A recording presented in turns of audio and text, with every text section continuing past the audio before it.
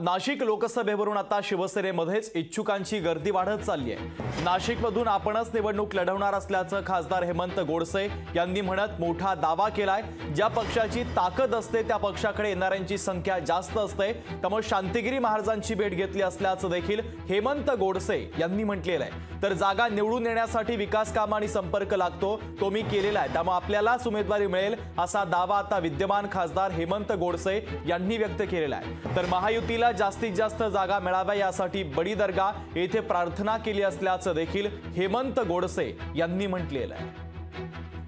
ही जागा शिवसेनेची आहे। गेले अनेक वर्षापासून शिवसेना ही जागा धनुष्यबाण या चिन्हावर लढवते, म्हणून येणाऱ्या काळामध्ये देखील ही जागा आमच्या ज्यावेळेस सर्व खासदारांची बैठक झाली, सर्वच खासदारांचा त्या ठिकाणी आग्रह होता का आपल्या ज्या धनुष्यबाण चिन्हावरती शिवसेना पक्षाच्या नावाने त्या 18 जागा आपण जिंकलेलो आहोत, या सर्वची सर्व जागा शिवसेना त्या ठिकाणी लढणार आहे। तुम्हाला ही जागा मिळेल असा तुमचा विश्वास आहे का? निश्चितच विश्वास आहे, कारण शिवसेनेची जागा आहे आणि कुठल्याही जागा निवडून येण्यासाठी संपर्क लागतो, विकास कामं लागतात, असे सर्व प्रकारचा विषय मला असं वाटतं का हे इलेक्टिव्ह मेरिटच्या माध्यमातून निश्चित वरिष्ठ पातळीवरती हा निर्णय घेतला जातो।